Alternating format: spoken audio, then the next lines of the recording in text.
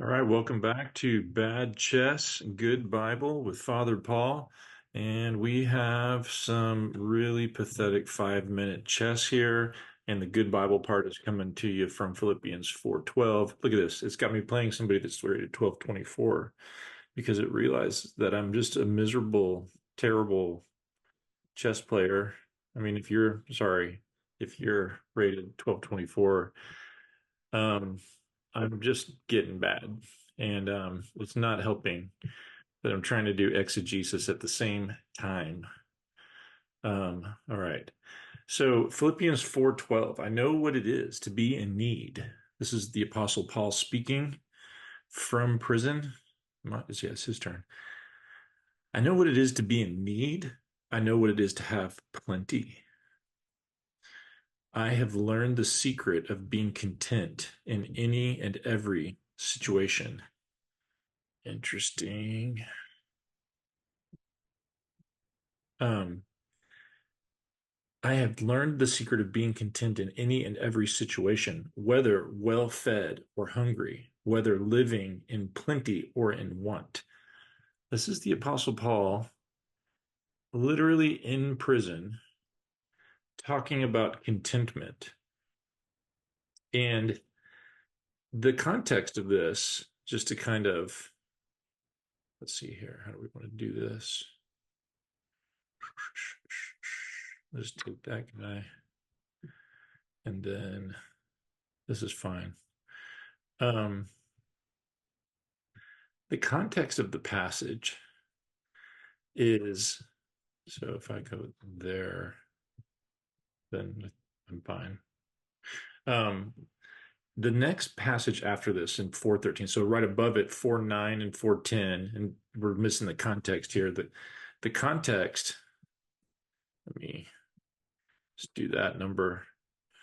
The context is Paul wants to make note that the Philippians had sent some sort of financial aid his way. And he brings it up and he thanks them for it, but he says, actually, that wasn't really, so much for my benefit. And I'm not thanking you because, gosh, you solved a major problem for me. No, he sees the gift as being beneficent to the Philippians themselves.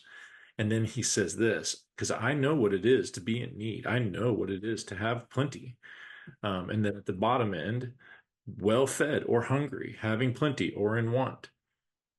This, and then the next verse after this is the verse that is, quoted all the time. Uh, the one that says, "For I can do all things through Christ who gives me strength."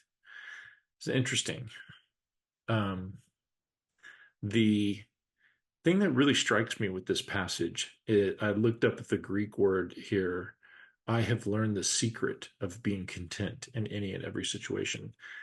And if you, let me make a move here. And then, so if you look at the Greek here, I've learned the secret. And on Logos, you do a Bible word study. It pops up with, it's a one word, a one-time word, the hapax legomena, mueo. Mueo, though, comes from a word, same root word that we get the word mysterion from, mystery. And then there's a couple of other words that have some relationship, but that mystery. And if you go into some of the other tools and look at them, you'll see that that word was used in a very specific context in a very specific way in the first century AD. Basically, it would have been used. Let's bust this open a little bit. It would have been used in initiation rites into secret societies and mystery religions. It's quite interesting.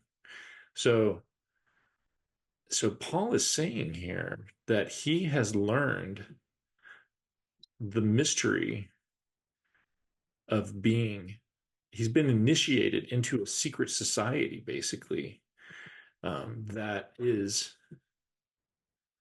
over here. the secret society of the content is what I would call it. And he says that God has basically taught him this. He's brought him into this sort of like secret knowledge that knows how to be in two extreme states, so lacking that he's actually hungry, and so lacking that he would actually be hungry. I mean, I'm thinking of First Timothy 6, where it says, with food and clothing, we'll be content with this. And I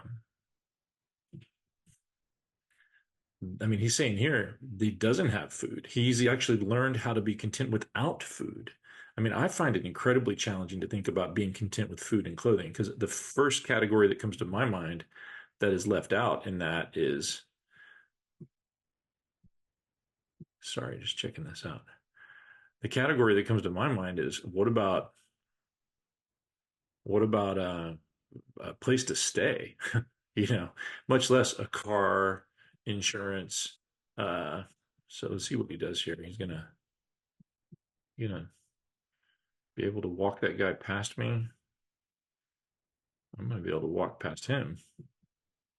We're both gonna get queens, but then he's gonna have the next move. So I'm gonna have to watch it so that he doesn't pin me. I see what he's doing.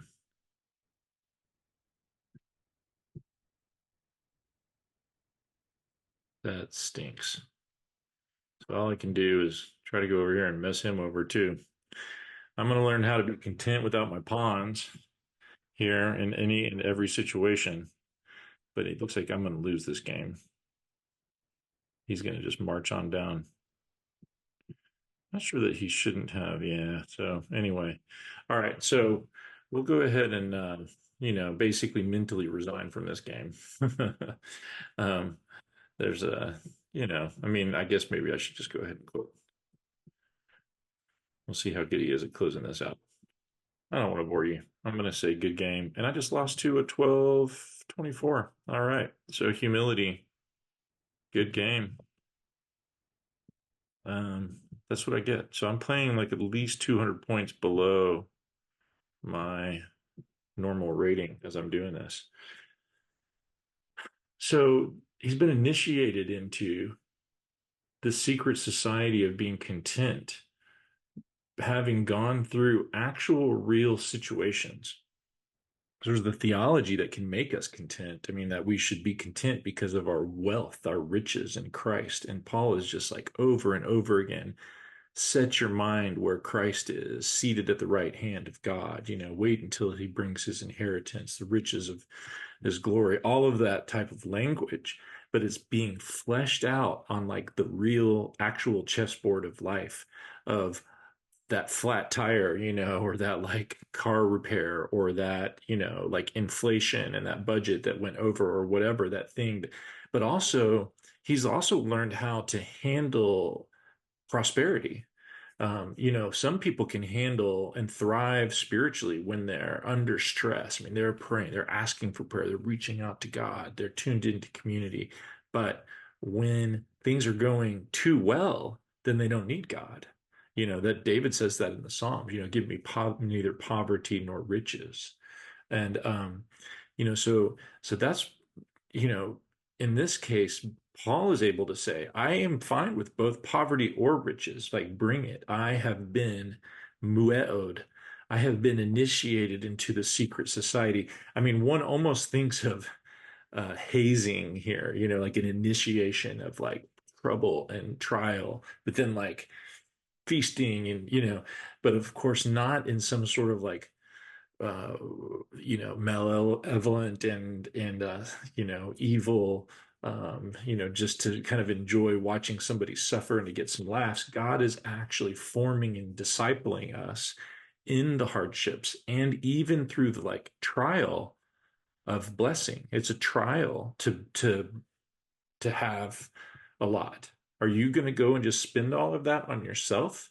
I mean, the very context of Philippians 4 is the transaction of money given towards mission and towards the church where there's lack.